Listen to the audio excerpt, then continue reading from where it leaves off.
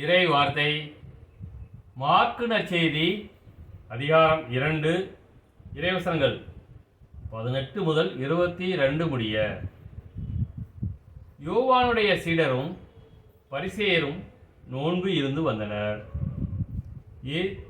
சிலர் இயேசுவிடம், யோவானுடைய சீடர்களும் பரிசேயருடைய சீடர்களும் நோன்பு இருக்க உம்முடைய சீடர்கள் ஏன் நோன்பு இருப்பதில்லை என்று கேட்டனர். அதற்கு இயேசு அவர்களை நோக்கி, மணமகன் தங்களோடு இருக்கும் வரை மண விருந்தினர்கள் நோன்பு இருக்க முடியுமா? மணமகன் அவர்களோடு இருக்கும் காலமெல்லாம் அவர்கள் நோன்பு இருக்க முடியாது. ஆனால் மணமகன் அவர்களை விட்டு பிரிய வேண்டிய காலம் வரும். அப்போது அவர்களும் நோன்பு இருப்பார்கள்.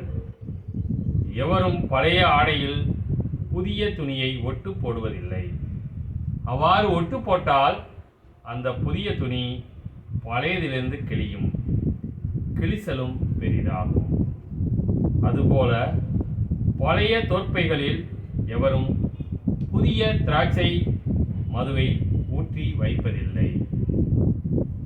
ஊற்றி வைத்தால் மது தோற்பைகளை வெடிக்கச் செய்யும். மதுவும் தோற்பைகளும் பாழாகும். புதிய மது புது தோற்பைகளுக்கே ஏற்றது என்றார்.